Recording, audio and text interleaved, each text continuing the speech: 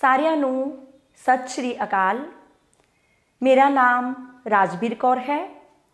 ਮੈਂ ਬਾਬਾ ਨਾਮਦੇਵ ਸਰਕਾਰੀ senior secondary school ਘੁਮਾਣ ਜ਼ਿਲ੍ਹਾ ਗੁਰਦਾਸਪੁਰ ਵਿਖੇ ਬਤੌਰ ਪੰਜਾਬੀ ਅਧਿਆਪਿਕਾ ਸੇਵਾ ਨਿਭਾ ਰਹੀ ਹਾਂ।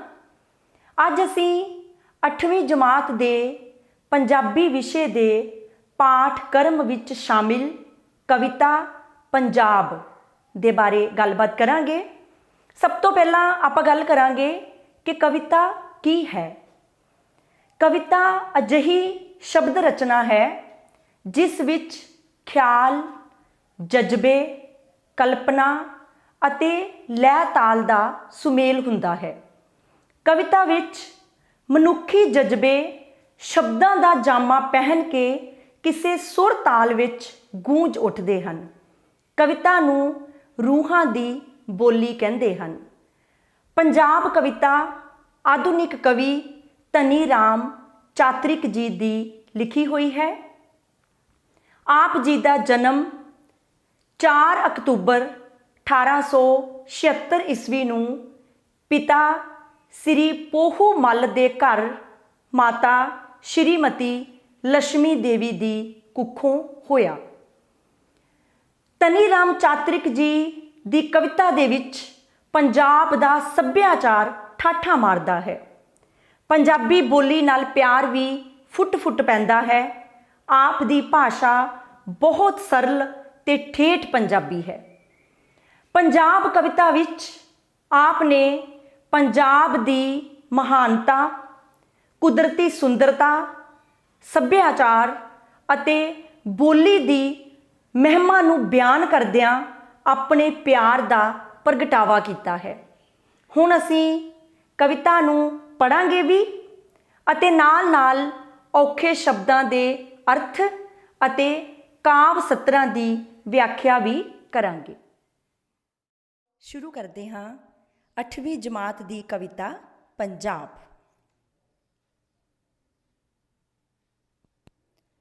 ਕਵਿਤਾ ਹੈ। ਪੰਜਾਬ ਕਰਾਂ ਕੀ ਸਿਫਤ ਤੇਰੀ, ਸ਼ਾਨਾਂ ਦੇ ਸਭ ਸਾਮਾਨ ਤੇਰੇ, ਜਲ ਪੌਣ ਤੇਰਾ, ਹਰਿਓਲ ਤੇਰੀ, ਦਰਿਆ ਪਰਬਤ ਮੈਦਾਨ ਤੇਰੇ। ਸਿਫਤ ਸ਼ਬਦ ਦਾ ਅਰਥ ਹੈ ਤਾਰੀਫ, ਵਡਿਆਈ, ਸੋਭਾ। ਤੇਰੀ ਦਾ ਅਰਥ ਹੈ ਤੇਰੀ। ਸ਼ਾਨਾਂ ਸ਼ਬਦ ਦਾ ਅਰਥ ਹੈ ਠਾਠ ਬਾਠ, ਸ਼ਾਨੋ ਸ਼ੌਕਤ। ਸਾਮਾਨ ਸ਼ਬਦ ਦਾ ਅਰਥ ਹੈ ਸਾਮੱਗਰੀ। ਹਰਿਓਲ ਸ਼ਬਦ ਦਾ ਅਰਥ ਹੈ ਹਰਿਆਵਲ। ਕਵੀ ਪੰਜਾਬ ਨੂੰ ਸੰਬੋਧਨ ਕਰਦਾ ਹੋਇਆ ਕਹਿੰਦਾ ਹੈ ਕਿ ਉਹ ਤੇਰੀ ਕੀ ਸਿਫਤ ਕਰੇ। ਤੇਰੀ ਸਾਰੀ ਸਮੱਗਰੀ ਹੀ ਸ਼ਾਨਾਂ ਵਾਲੀ ਹੈ। ਤੇਰਾ ਜਲ, ਤੇਰੀ ਹਵਾ, ਤੇਰੀ ਹਰਿਆਵਲ, ਤੇਰੇ ਦਰਿਆ, ਤੇਰੇ ਪਰਬਤ ਅਤੇ ਤੇਰੇ ਮੈਦਾਨ, ਇਹ ਸਭ ਤੇਰੀਆਂ ਸ਼ਾਨਾਂ ਦੀ ਸਮੱਗਰੀ ਹੈ। ਭਾਰਤ ਦੇ ਸਿਰ ਤੇ ਛਤਰ ਤੇਰਾ, ਤੇਰੇ ਸਿਰ ਛਤਰ ਹਿਮਾਲਾ ਦਾ, ਮੋਢੇ ਤੇ ਚਾਦਰ ਬਰਫਾਂ ਦੀ, ਸੀਨੇ ਵਿੱਚ ਸੇਕ ਜੁਆਲਾ ਦਾ। ਜੁਆਲਾ ਸ਼ਬਦ ਦਾ ਅਰਥ ਹੈ ਅੱਗ ਦੀ ਲਾਟ ਜਾਂ ਜੁਆਲਾਮੁਖੀ। ਕਵੀ ਧਨੀ ਰਾਮ ਚਾਤ੍ਰਿਕ ਪੰਜਾਬ ਨੂੰ ਸੰਬੋਧਨ ਕਰਦਾ ਹੋਇਆ ਕਹਿੰਦਾ ਹੈ ਕਿ ਭਾਰਤ ਦੇ ਸਿਰ ਤੇ ਤੇਰਾ ਪੰਜਾਬ ਰੂਪੀ ਛਤਰ ਹੈ ਅਤੇ ਤੇਰੇ ਆਪਣੇ ਸਿਰ ਤੇ ਹਿਮਾਲਾ ਰੂਪੀ ਛਤਰ ਹੈ। ਤੇਰੇ ਮੋਢੇ ਤੇ ਬਰਫਾਂ ਦੀ ਚਾਦਰ ਹੈ ਅਤੇ ਸੀਨੇ ਵਿੱਚ ਜੁਆਲਾਮੁਖੀ ਦਾ ਸੇਕ ਹੈ।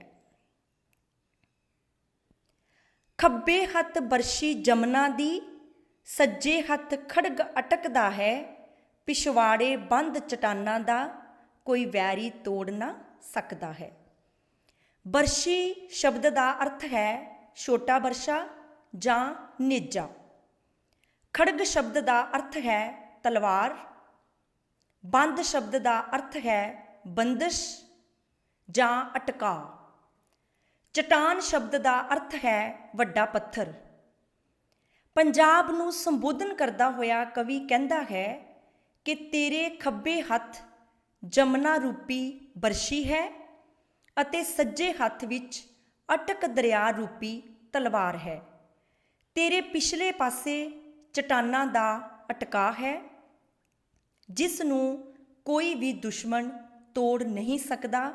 ਭਾਵ ਪੰਜਾਬ ਦੇ ਦਰਿਆ ਅਤੇ ਪਹਾੜ ਇਸ ਦੀ ਸੁਰੱਖਿਆ ਕਰਦੇ ਹਨ। ਅਰਸ਼ੀ ਬਰਕਤ ਰੂੰ ਵਾਂਗ ਉਤਰ, ਚਾਂਦੀ ਦੇ ਢੇਰ ਲਗਾਂਦੀ ਹੈ।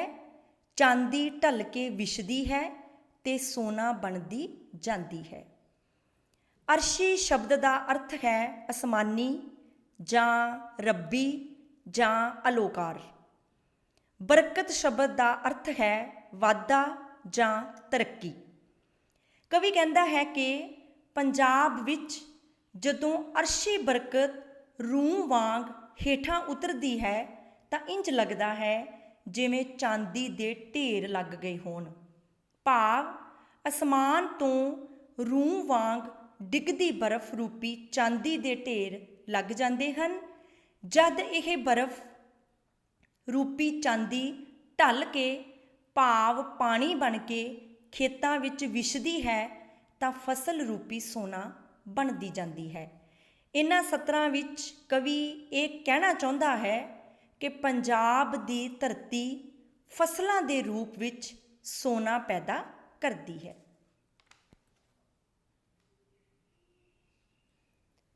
ਤੂੰ ਅੰਦਰੋਂ ਬਾਹਰੋਂ ਨਿੱਘਾ ਹੈ, ਨਾ ਗਰਮੀ ਹੈ ਨਾ ਪਾਲਾ ਹੈ, ਨਾ ਬਾਹਰ ਕੋਈ ਦਿਖਲਾਵਾ ਹੈ, ਨਾ ਅੰਦਰ ਕਾਲਾ ਕਾਲਾ ਹੈ। ਪੰਜਾਬ ਦੇ ਪ੍ਰਸੰਗ ਵਿੱਚ ਕਵੀ ਆਖਦਾ ਹੈ ਕਿ ਉਹ ਅੰਦਰੋਂ ਬਾਹਰੋਂ ਨਿੱਘਾ ਹੈ। ਇੱਥੇ ਕਵੀ ਪੰਜਾਬ ਦੇ ਕਣ ਕਣ ਵਿਚਲੇ ਨਿੱਘ ਦਾ ਜ਼ਿਕਰ ਕਰਦਾ ਹੈ।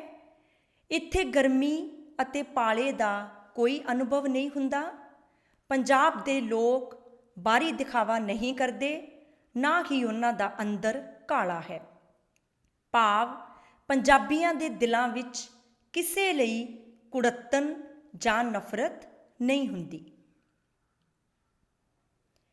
ਜੋਬਨ ਵਿੱਚ ਝਲਕ ਜਲਾਲੀ ਹੈ, ਨੈਣਾ ਵਿੱਚ ਮਟਕ ਨਿਰਾਲੀ ਹੈ, ਹਿੱਕਾਂ ਵਿੱਚ ਹਿੰਮਤ ਆਲੀ ਹੈ, ਚਿਹਰੇ ਤੇ ਗਿੱਠ ਗਿੱਠ ਲਾਲੀ ਹੈ। ਜੋਬਨ ਸ਼ਬਦ ਦਾ ਅਰਥ ਹੈ ਜਵਾਨੀ। ਜਲਾਲੀ ਸ਼ਬਦ ਦਾ ਅਰਥ ਹੈ ਤੇਜਸਵੀ ਜਾਂ ਪ੍ਰਤਾਪੀ। ਮਟਕ ਸ਼ਬਦ ਦਾ ਅਰਥ ਹੈ ਨਜ਼ਾਕਤ ਜਾਂ ਨਖਰਾ। ਨਿਰਾਲੀ ਸ਼ਬਦ ਦਾ ਅਰਥ ਹੈ ਅਨੋਖੀ। ਹਿੱਕ ਦਾ ਅਰਥ ਹੈ ਸੀਨਾ। ਆਲੀ ਸ਼ਬਦ ਦਾ ਅਰਥ ਹੈ ਵੱਡੀ ਜਾਂ ਉੱਚੀ। ਗਿੱਠ ਗਿੱਠ ਲਾਲੀ ਦਾ ਅਰਥ ਹੈ ਬਹੁਤ ਜ਼ਿਆਦਾ ਖੁਸ਼ੀ ਹੋਣੀ। ਕਵੀ ਕਹਿੰਦਾ ਹੈ ਕਿ ਪੰਜਾਬ ਦੇ ਲੋਕਾਂ ਦੀ ਜਵਾਨੀ ਵਿੱਚ ਜਲਾਲ ਦੀ ਝਲਕ ਹੈ। ਇਹਨਾਂ ਦੀਆਂ ਅੱਖਾਂ ਵਿੱਚ ਅਨੋਖੀ ਨਜ਼ਾਕਤ ਹੈ, ਨਖਰਾ ਹੈ। ਇਹਨਾਂ ਦੇ ਸੀਨੇ ਵਿੱਚ ਵੱਡੀ ਹਿੰਮਤ ਹੈ, ਦਲੇਰੀ ਹੈ। ਇਹਨਾਂ ਦੇ ਚਿਹਰਿਆਂ ਤੇ ਗਿੱਠ ਗਿੱਠ ਲਾਲੀ ਭਾਵ ਖੁਸ਼ੀ ਦਿਖਾਈ ਦਿੰਦੀ ਹੈ। ਕਿਆ ਚੂੜੇ ਬੀੜੇ ਫੱਬਦੇ ਨੇ ਜੋਬਨ ਮੱਤੀਆਂ ਮੁਟਿਆਰਾਂ ਦੇ, ਜਦ ਪਾਣ ਮਧਾਣੀ ਚਾਟੀ ਵਿੱਚ ਤਦ ਸ਼ੋਰ ਉੱਠਣ ਕਮਕਾਰਾਂ ਦੇ। ਬੀੜੇ ਸ਼ਬਦ ਦਾ ਅਰਥ ਹੈ ਧਾਗੇ ਦੇ ਬਣੇ ਹੋਏ ਬਟਨ। ਫੱਬਦੇ ਸ਼ਬਦ ਦਾ ਅਰਥ ਹੈ ਸੱਜਦੇ ਜਾਂ ਸੋਹਣੇ ਲੱਗਦੇ। ਜੋਬਨ ਮੱਤੀਆਂ ਦਾ ਅਰਥ ਹੈ ਜਵਾਨੀ ਦੇ ਨਸ਼ੇ ਵਿੱਚ ਚੂਰ। ਕਮਕਾਰਾਂ ਸ਼ਬਦ ਦਾ ਅਰਥ ਹੈ ਚਾਟੀ ਵਿੱਚ ਮਧਾਣੀ ਫਿਰਨ ਦੀ ਆਵਾਜ਼। ਕਵੀ ਕਹਿੰਦਾ ਹੈ ਕਿ ਜਵਾਨੀ ਦੇ ਨਸ਼ੇ ਵਿੱਚ ਚੂਰ ਪੰਜਾਬ ਦੀਆਂ ਮੁਟਿਆਰਾਂ ਦੇ ਚੂੜੇ ਅਤੇ ਬੀੜੇ ਭਾਵ ਬਟਨ ਖੂਬ ਸੋਹਣੇ ਲੱਗਦੇ ਹਨ। ਜਦ ਮੁਟਿਆਰਾਂ ਦੁੱਧ ਰਿੜਕਣ ਲਈ ਚਾਟੀ ਵਿੱਚ ਮਧਾਣੀ ਪਾਉਂਦੀਆਂ ਹਨ ਤਾਂ ਮਧਾਣੀ ਦੇ ਘੁੰਮਣ ਦੀ ਆਵਾਜ਼ ਸੁਣਾਈ ਦਿੰਦੀ ਹੈ। ਕੋਈ ਤੁੰਬਦੀ ਹੈ, ਕੋਈ ਕੱਤਦੀ ਹੈ, ਕੋਈ ਪੀਂਦੀ ਹੈ, ਕੋਈ ਛੜਦੀ ਹੈ, ਕੋਈ ਸਿਉਂਦੀ, ਕੋਈ ਪਰੋਂਦੀ ਹੈ, ਕੋਈ ਵੇਲਾਂ ਬੂਟੇ ਕੱਢਦੀ ਹੈ। ਤੁੰਬਦੀ ਸ਼ਬਦ ਦਾ ਅਰਥ ਹੈ ਰੂੰ ਤੁੰਬਦੀ। ਛੱਡਦੀ ਸ਼ਬਦ ਦਾ ਅਰਥ ਹੈ ਛਿਲਕਾ ਲਾਉਣ ਲਈ ਮੂਹਲੇ ਨਾਲ ਅਨਾਜ ਕੁੱਟਣਾ। ਕਵੀ ਕਹਿੰਦਾ ਹੈ ਕਿ ਪੰਜਾਬ ਦੀ ਕੋਈ ਮੁਟਿਆਰ ਰੂੰ ਤੁੰਬਦੀ ਹੈ ਅਤੇ ਕੋਈ ਚਰਖਾ ਕੱਤਦੀ ਹੈ, ਕੋਈ ਚੱਕੀ ਵਿੱਚ ਦਾਣੇ ਪੀਂਦੀ ਹੈ ਅਤੇ ਕੋਈ ਛਿਲਕਾ ਲਾਹੁਣ ਲਈ ਮੂਹਲੇ ਨਾਲ ਅਨਾਜ ਕੁੱਟਦੀ ਹੈ। ਕੋਈ ਮੁਟਿਆਰ ਸਿਉਣ ਪਰੋਣ ਦਾ ਕੰਮ ਕਰਦੀ ਹੈ ਅਤੇ ਕੋਈ ਵੇਲਾਂ ਬੂਟੇ ਭਾਵ ਕਸੀਦਾ ਕੱਢਦੀ ਹੈ। ਪਿੱਪਲਾਂ ਦੀ ਛਾਵੇਂ ਪੀਂਘਾਂ ਨੂੰ ਕੁੱਦ ਕੁੱਦ ਕੇ ਮਸਤੀ ਚੜ੍ਹਦੀ ਹੈ। ਟੁੰਬਦਾ ਹੈ ਜੋਸ਼ ਜਵਾਨੀ ਨੂੰ, ਇੱਕ ਛੱਡਦੀ ਹੈ ਇੱਕ ਫੜਦੀ ਹੈ। ਮਸਤੀ ਸ਼ਬਦ ਦਾ ਅਰਥ ਹੈ ਸਰੂਰ ਜਾਂ ਖੁਮਾਰੀ ਜਾਂ ਲੋਰ। ਟੁੰਬਦਾ ਸ਼ਬਦ ਦਾ ਅਰਥ ਹੈ ਛੇੜਦਾ ਜਾਂ ਹਿਲਾਉਂਦਾ। ਕਵੀ ਕਹਿੰਦਾ ਹੈ ਕਿ ਪੰਜਾਬ ਦੀਆਂ ਮੁਟਿਆਰਾਂ ਪਿੱਪਲਾਂ ਦੀ ਛਾਵੇਂ ਪੀਂਘਾਂ ਝੂਟਦੀਆਂ ਹਨ। ਇਸ ਤਰ੍ਹਾਂ ਲੱਗਦਾ ਹੈ ਜਿਵੇਂ ਇਹਨਾਂ ਪੀਂਘਾਂ ਨੂੰ ਕੁੱਦ ਕੁੱਦ ਮਸਤੀ ਚੜ੍ਹਦੀ ਹੈ। ਜਦ ਜੋਸ਼ ਇਹਨਾਂ ਮੁਟਿਆਰਾਂ ਦੀ ਜਵਾਨੀ ਨੂੰ ਟੁੰਬਦਾ ਹੈ ਤਾਂ ਕੋਈ ਪੀਂਘ ਨੂੰ ਛੱਡਦੀ ਹੈ ਅਤੇ ਕੋਈ ਪੀਂਘ ਨੂੰ ਫੜਦੀ ਹੈ। ਜਦ ਰਾਤ ਚਾਨਣੀ ਖਿੜਦੀ ਹੈ, ਕੋਈ ਰਾਗ ਇਲਾਹੀ ਛਿੜਦਾ ਹੈ। ਗਿੱਧੇ ਨੂੰ ਲੋਹੜਾ ਆਂਦਾ ਹੈ, ਜੋਬਨ ਤੇ ਬਿਰਹਾ ਭਿੜਦਾ ਹੈ। ਇਲਾਹੀ ਸ਼ਬਦ ਦਾ ਅਰਥ ਹੈ ਰੱਬੀ। ਲੋਹੜਾ ਸ਼ਬਦ ਦਾ ਅਰਥ ਹੈ ਗਜਬ ਹੋਣਾ ਜਾਂ ਤੂਫਾਨ ਜਾਂ ਕਹਿਰ ਜਾਂ ਹੜ੍ਹ। ਬਿਰਹਾ ਸ਼ਬਦ ਦਾ ਅਰਥ ਹੈ ਜੁਦਾਈ ਜਾਂ ਵਿਛੋੜਾ। ਕਵੀ ਪੰਜਾਬ ਦੀ ਸਿਫਤ ਕਰਦਾ ਹੋਇਆ ਕਹਿੰਦਾ ਹੈ ਕਿ ਜਦ ਰਾਤ ਦਾ ਚਾਨਣ ਖਿੜਿਆ ਹੁੰਦਾ ਹੈ ਤਾਂ ਕੋਈ ਰੱਬੀ ਰਾਗ ਛਿੜਿਆ ਮਹਿਸੂਸ ਹੁੰਦਾ ਹੈ। ਇਸ ਸਮੇਂ ਜਿਵੇਂ ਗਿੱਧੇ ਨੂੰ ਲੋਹੜਾ ਆਉਂਦਾ ਹੈ ਅਤੇ ਜੋਬਨ ਤੇ ਬਿਰਹਾ ਭਾਵ ਜਵਾਨੀ ਤੇ ਵਿਛੋੜਾ ਆਪਸ ਵਿੱਚ ਭਿੜਦੇ ਹਨ। ਵੰਜਲੀ ਵਹਿਣਾਂ ਵਿੱਚ ਰੁੜ੍ਹਦੀ ਹੈ, ਜਦ ਤੂੰਬਾ ਸਿਰ ਤੁਣਿਆਂਦਾ ਹੈ। ਮਿਰਜ਼ਾ ਪਿਆ ਘੂਕਾਂ ਛੱਡਦਾ ਹੈ ਤੇ ਵਾਰਸ ਹੀਰ ਸੁਣਾਉਂਦਾ ਹੈ। ਵੰਜਲੀ ਸ਼ਬਦ ਦਾ ਅਰਥ ਹੈ ਬੰਸਰੀ। ਵਹਿਣਾ ਸ਼ਬਦ ਦਾ ਅਰਥ ਹੈ ਖਿਆਲ ਜਾਂ ਸੋਚਾਂ। ਤੁਣਿਆਂਦਾ ਸ਼ਬਦ ਦਾ ਅਰਥ ਹੈ ਟੁਣਕਾਰ ਪੈਦਾ ਕਰਨਾ। ਕਵੀ ਧਨੀ ਰਾਮ ਚਾਤ੍ਰਿਕ ਕਹਿੰਦਾ ਹੈ ਕਿ ਜਦੋਂ ਤੂੰਬਾ ਟੁਣਕਾਰ ਪੈਦਾ ਕਰਦਾ ਹੈ ਤਾਂ ਇੰਝ ਲੱਗਦਾ ਹੈ ਜਿਵੇਂ ਵੰਜਲੀ ਆਪਣੇ ਖਿਆਲਾਂ ਜਾਂ ਸੋਚਾਂ ਵਿੱਚ ਰੁੜ੍ਹਦੀ ਜਾਂਦੀ ਹੋਵੇ।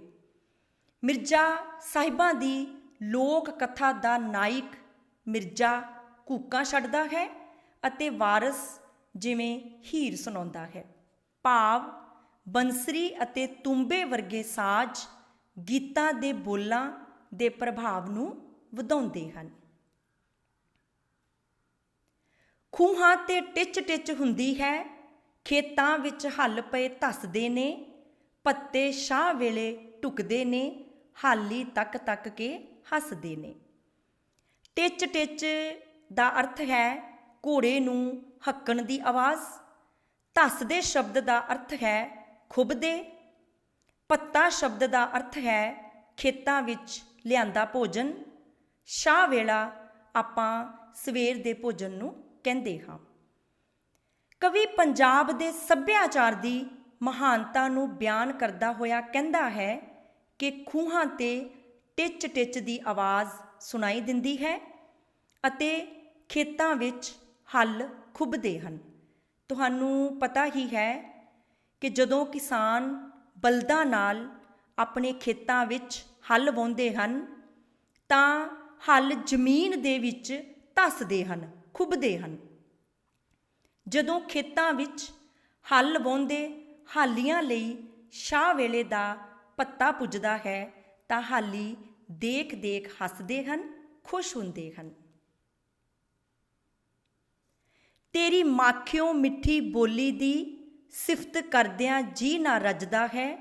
ਉਰਦੂ ਹਿੰਦੀ ਦਿਆਂ ਸਾਜ਼ਾਂ ਵਿੱਚ ਸੁਰ ਤਾਲ ਤੇਰਾ ਹੀ ਵੱਜਦਾ ਹੈ। ਮਾਖਿਓ ਸ਼ਬਦ ਦਾ ਅਰਥ ਹੈ ਸ਼ਹਿਦ।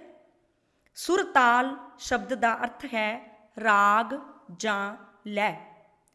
ਪੰਜਾਬ ਦੀ ਮਿੱਠੀ ਬੋਲੀ ਦੀ ਸਿਫਤ ਕਰਦਿਆਂ ਹੋਇਆਂ ਕਵੀ ਧਨੀ ਰਾਮ ਚਾਤ੍ਰਿਕ ਕਹਿੰਦਾ ਹੈ ਕਿ ਪੰਜਾਬ ਦੀ ਸ਼ਹਿਦ ਵਰਗੀ ਮਿੱਠੀ ਬੋਲੀ ਦੀ ਸਿਫਤ ਕਰਦਿਆਂ ਜੀ ਨਹੀਂ ਰੱਜਦਾ। ਉਰਦੂ ਅਤੇ ਹਿੰਦੀ ਦਿਆਂ ਸਾਜ਼ਾਂ ਵਿੱਚ ਪੰਜਾਬ ਦਾ ਹੀ ਸੁਰ ਤਾਲ ਵੱਜਦਾ ਸੁਣਾਈ ਦਿੰਦਾ ਹੈ। ਭਾਵ ਪੰਜਾਬੀ ਭਾਸ਼ਾ ਹੀ ਗੂੰਜਦੀ ਨਜ਼ਰ ਆਉਂਦੀ ਹੈ। ਵਸੇ ਰਸੇ ਘਰ-ਬਾਰ ਤੇਰਾ, ਜੀਵੇ ਜਾਗੇ ਪਰਿਵਾਰ ਤੇਰਾ, ਮਸਜਿਦ ਮੰਦਿਰ ਦਰਬਾਰ ਤੇਰਾ, ਮੀਆਂ ਲਾਲਾ ਸਰਦਾਰ ਤੇਰਾ। ਪੰਜਾਬ ਨੂੰ ਅਸੀਸ ਦਿੰਦਾ ਹੋਇਆ ਕਵੀ ਧਨੀ ਰਾਮ ਚਾਤ੍ਰਿਕ ਕਹਿੰਦਾ ਹੈ ਕਿ ਤੇਰਾ ਘਰ-ਬਾਰ ਵਸਦਾ ਰਹੇ। ਭਾਵ ਪੰਜਾਬ ਦੇ ਲੋਕ ਵਸਦੇ ਰਸਦੇ ਰਹਿਣ, ਤੇਰਾ ਪਰਿਵਾਰ ਜਿਉਂਦਾ ਜਾਗਦਾ ਰਹੇ। ਮਸਜਿਦ ਨੂੰ ਮੰਨਣ ਵਾਲੇ ਮੀਆਂ, ਮੰਦਰ ਨੂੰ ਮੰਨਣ ਵਾਲੇ ਲਾਲਾ ਅਤੇ ਦਰਬਾਰ ਨੂੰ ਮੰਨਣ ਵਾਲੇ ਸਰਦਾਰ ਜਿਉਂਦੇ ਜਾਗਦੇ ਰਹਿਣ। ਭਾਵ ਵੱਖ-ਵੱਖ ਧਰਮਾਂ ਨੂੰ ਮੰਨਣ ਵਾਲੇ ਲੋਕ ਵਸਦੇ ਰਸਦੇ ਰਹਿਣ। ਦੁਨੀਆ ਸਾਰੀ ਵੀ ਸੋਹਣੀ ਹੈ ਪਰ ਤੇਰਾ ਰੰਗ ਨਿਆਰਾ ਹੈ, ਤੇਰੀ ਮਿੱਟੀ ਦਾ ਕੁੱਲਾ ਵੀ ਸ਼ਾਹੀ ਮਹਿਲਾਂ ਤੋਂ ਪਿਆਰਾ ਹੈ। ਨਿਆਰਾ ਸ਼ਬਦ ਦਾ ਅਰਥ ਹੈ ਅਨੋਖਾ ਜਾਂ ਵੱਖਰਾ। ਕਵੀ ਚਾਤ੍ਰਿਕ ਕਹਿੰਦਾ ਹੈ ਕਿ ਉਂਝ ਤਾਂ ਸਾਰੀ ਦੁਨੀਆ ਹੀ ਸੋਹਣੀ ਹੈ ਪਰ ਪੰਜਾਬ ਦਾ ਰੰਗ ਵੱਖਰਾ, ਅਨੋਖਾ ਤੇ ਨਿਆਰਾ ਹੈ। ਇਹਦੀ ਮਿੱਟੀ ਦਾ ਬਣਿਆ ਕੋਠਾ ਵੀ ਸ਼ਾਹੀ ਮਹਿਲਾਂ ਤੋਂ ਪਿਆਰਾ ਹੈ। ਤੇਰੇ ਜ਼ਰੇ ਜ਼ਰੇ ਅੰਦਰ ਅਪਣੱਤ ਜਹੀ ਕੋਈ ਵਸਦੀ ਹੈ, ਤੇਰੀ ਗੋਦੀ ਵਿੱਚ ਬਹਿੰਦਿਆਂ ਹੀ ਦੁਨੀਆ ਦੀ ਚਿੰਤਾ ਨੱਸਦੀ ਹੈ। ਜ਼ਰੇ ਜ਼ਰੇ ਦਾ ਅਰਥ ਹੈ ਕਣ-ਕਣ ਵਿੱਚ। ਅਪਣੱਤ ਸ਼ਬਦ ਦਾ ਅਰਥ ਹੈ ਆਪਣਾਪਨ। ਕਵੀ ਕਹਿੰਦਾ ਹੈ ਕਿ ਪੰਜਾਬ ਦੇ ਕਣ-ਕਣ ਵਿੱਚ ਆਪਣਾਪਨ ਵਸਦਾ ਹੈ। ਤੇਰੀ ਗੋਦ ਵਿੱਚ ਬਹਿੰਦਿਆਂ ਹੀ ਦੁਨੀਆ ਦੀ ਚਿੰਤਾ ਖਤਮ ਹੋ ਜਾਂਦੀ ਹੈ। ਦਰਗਾਹੀ ਸੱਦੇ ਆ ਗਏ ਨੇ, ਸਾਮਾਨ ਤਿਆਰ ਸਫ਼ਰ ਦਾ ਹੈ, ਪਰ ਤੇਰੇ ਬੂਹਿਓਂ ਹਿੱਲਣ ਨੂੰ ਚਾਤ੍ਰਿਕ ਦਾ ਜੀ ਨਹੀਂ ਕਰਦਾ ਹੈ। ਦਰਗਾਹੀ ਸ਼ਬਦ ਦਾ ਅਰਥ ਹੈ ਰੱਬ ਦੀ ਦਰਗਾਹ ਦੇ। ਸਾਨੂੰ ਸਭ ਨੂੰ ਪਤਾ ਹੈ ਕਿ ਇੱਕ ਨਾ ਇੱਕ ਦਿਨ ਅਸੀਂ ਸਭ ਨੇ ਇਸ ਸੰਸਾਰ ਤੋਂ ਚਲੇ ਜਾਣਾ ਹੈ, ਪਰ ਰੱਬ ਬੰਨ੍ਹ ਕੇ ਲੈ ਜਾਂਦਾ ਹੈ। ਕਿਸੇ ਵੀ ਇਨਸਾਨ ਦਾ ਇਸ ਦੁਨੀਆ ਨੂੰ ਛੱਡ ਕੇ ਜਾਣ ਨੂੰ ਦਿਲ ਨਹੀਂ ਕਰਦਾ। ਕਵੀ ਕਹਿੰਦਾ ਹੈ ਕਿ ਦੁਨੀਆ ਨੂੰ ਛੱਡ ਜਾਣ ਲਈ ਰੱਬ ਦੀ ਦਰਗਾਹ ਦੇ ਸੱਦੇ ਆ ਗਏ ਹਨ। ਸਫ਼ਰ ਦੀ ਪੂਰੀ ਤਿਆਰੀ ਹੈ, ਪਰ ਪੰਜਾਬ ਦੇ ਬੂਹੇ ਤੋਂ ਹਿੱਲਣ ਭਾਵ ਇੱਥੋਂ ਚਲੇ ਜਾਣ ਨੂੰ ਕਵੀ ਚਾਤ੍ਰਿਕ ਦਾ ਦਿਲ ਨਹੀਂ ਕਰਦਾ ਹੈ। ਸੋ ਇਹ ਸੀ ਪੰਜਾਬ ਕਵਿਤਾ ਜੋ ਧਨੀ ਰਾਮ ਚਾਤ੍ਰਿਕ ਜੀ ਦੀ ਲਿਖੀ ਹੋਈ ਹੈ। ਹੁਣ ਅਸੀਂ ਕਵਿਤਾ ਦੇ ਵਿੱਚੋਂ ਕੁਝ ਪ੍ਰਸ਼ਨ ਅਤੇ ਉਹਨਾਂ ਪ੍ਰਸ਼ਨਾਂ ਦੇ ਉੱਤਰ ਦੇਖਾਂਗੇ। ਪਹਿਲਾ ਪ੍ਰਸ਼ਨ ਹੈ, ਪੰਜਾਬ ਕਵਿਤਾ ਵਿੱਚ ਕਵੀ ਨੇ ਪੰਜਾਬ ਦੀ ਭੂਗੋਲਿਕ ਹਾਲਤ ਨੂੰ ਕਿਵੇਂ ਬਿਆਨ ਕੀਤਾ ਹੈ? ਇਸ ਪ੍ਰਸ਼ਨ ਦਾ ਉੱਤਰ ਹੈ, ਕਵੀ ਪੰਜਾਬ ਦੀ ਭੂਗੋਲਿਕ ਹਾਲਤ ਨੂੰ ਬਿਆਨਦਾ ਇੱਥੋਂ ਦੇ ਦਰਿਆਵਾਂ, ਪਰਬਤਾਂ ਤੇ ਮੈਦਾਨਾਂ ਦਾ ਜ਼ਿਕਰ ਕਰਦਾ ਹੈ। ਉਹ ਕਹਿੰਦਾ ਹੈ ਕਿ ਭਾਰਤ ਦੇ ਸਿਰ ਤੇ ਪੰਜਾਬ ਰੂਪੀ ਛਤਰ ਹੈ ਤੇ ਇਸੇ ਤਰ੍ਹਾਂ ਪੰਜਾਬ ਦੇ ਸਿਰ ਤੇ ਹਿਮਾਲਾ ਦਾ ਛਤਰ ਹੈ। ਪੰਜਾਬ ਦੇ ਮੋਢੇ ਤੇ ਬਰਫ਼ਾਂ ਦੀ ਚਾਦਰ ਅਤੇ ਸੀਨੇ ਵਿੱਚ ਜਵਾਲਾਮੁਖੀ ਦਾ ਸੇਕ ਹੈ।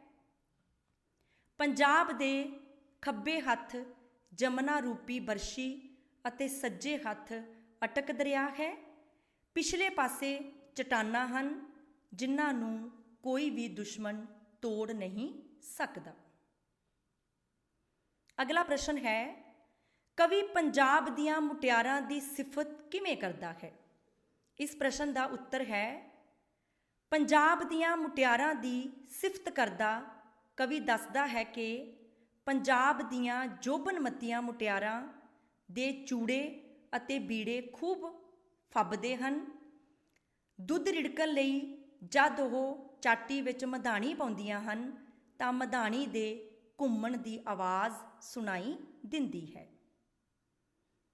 ਅਗਲਾ ਪ੍ਰਸ਼ਨ ਹੈ ਘਰੇਲੂ ਕੰਮ ਕਾਜ ਕਰਦੀਆਂ ਪੰਜਾਬਣਾਂ ਦਾ ਦ੍ਰਿਸ਼ ਵਰਣਨ ਕਿਵੇਂ ਕੀਤਾ ਗਿਆ ਹੈ? ਇਸ ਪ੍ਰਸ਼ਨ ਦਾ ਉੱਤਰ ਹੈ ਘਰੇਲੂ ਕੰਮ ਕਾਜ ਕਰਦੀਆਂ ਪੰਜਾਬਣਾਂ ਦਾ ਦ੍ਰਿਸ਼ ਵਰਣਨ ਕਰਦਾ ਕਵੀ ਦੱਸਦਾ ਹੈ ਕਿ ਕੋਈ ਰੂੰ ਤੁੰਬਦੀ ਹੈ ਤੇ ਕੋਈ ਚਰਖਾ ਕੱਤਦੀ ਹੈ, ਕੋਈ ਚੱਕੀ ਪੀਂਦੀ ਹੈ ਤੇ ਕੋਈ ਮੂਹਲੇ ਨਾਲ ਅਨਾਜ ਦੇ ਦਾਣੇ ਕੁੱਟਦੀ ਹੈ, ਕੋਈ ਸਿਉਣ ਪਰੋਣ ਦਾ ਕੰਮ ਕਰਦੀ ਹੈ ਅਤੇ ਕੋਈ ਕਸੀਦਾ ਕੱਢਦੀ ਹੈ। ਅਗਲਾ ਪ੍ਰਸ਼ਨ ਹੈ ਵਿਹਲੇ ਸਮੇਂ ਵਿੱਚ ਪੰਜਾਬੀ ਆਪਣਾ ਮਨੋਰੰਜਨ ਕਿਵੇਂ ਕਰਦੇ ਹਨ? ਇਸ ਪ੍ਰਸ਼ਨ ਦਾ ਉੱਤਰ ਹੈ ਵਿਹਲੇ ਸਮੇਂ ਮੁਟਿਆਰਾਂ ਪਿੱਪਲਾਂ ਦੀ ਛਾਵੇਂ ਪੀਂਘਾਂ ਝੂਟਦੀਆਂ ਅਤੇ ਰਾਤ ਨੂੰ ਚੰਨ ਦੀ ਚਾਨਣੀ ਵਿੱਚ ਗਿੱਧਾ ਪਾਉਂਦੀਆਂ ਹਨ। ਦੂਸਰੇ ਪਾਸੇ ਤੂੰਬੇ ਦੀ ਟੁਨਕਾਰ ਤੇ ਵਹਿਣਾਂ ਵਿੱਚ ਰੁੜਦੀ ਵੰਝਲੀ ਪੰਜਾਬੀਆਂ ਦੇ ਵਿਹਲੇ ਸਮੇਂ ਵਿੱਚ ਉਹਨਾਂ ਦਾ ਮਨੋਰੰਜਨ ਕਰਦੀ ਹੈ। ਸੋ ਇਹ ਸੀ 8ਵੀਂ ਜਮਾਤ ਦੇ ਪੰਜਾਬੀ ਵਿਸ਼ੇ ਦੇ ਪਾਠਕ੍ਰਮ ਵਿੱਚ ਸ਼ਾਮਿਲ ਕਵੀ ਧਨੀ ਰਾਮ ਚਾਤ੍ਰਿਕ ਜੀ ਦੀ ਲਿਖੀ ਹੋਈ ਕਵਿਤਾ ਪੰਜਾਬ, ਜਿਸ ਵਿੱਚ ਕਵੀ ਨੇ ਪੰਜਾਬ ਦੀ ਭੂਗੋਲਿਕ ਹਾਲਤ, ਪੰਜਾਬ ਦੀ ਕੁਦਰਤੀ ਸੁੰਦਰਤਾ, ਪੰਜਾਬੀਆਂ ਦਾ ਖੁੱਲ੍ਹਾ ਡੁੱਲਾ ਸੁਭਾਅ, ਪੰਜਾਬ ਦੀਆਂ ਮੁਟਿਆਰਾਂ ਦੀ ਸਿਫਤ, ਘਰੇਲੂ ਕੰਮ ਕਾਜ ਕਰਦੀਆਂ ਪੰਜਾਬਣਾਂ ਦਾ ਦ੍ਰਿਸ਼, ਪੰਜਾਬੀ ਸੱਭਿਆਚਾਰ ਅਤੇ ਮਾਖਿਓ ਮਿੱਠੀ ਬੋਲੀ ਦੀ ਮਹਿਮਾ ਨੂੰ ਬਿਆਨ ਕੀਤਾ ਹੈ। ਧੰਨਵਾਦ।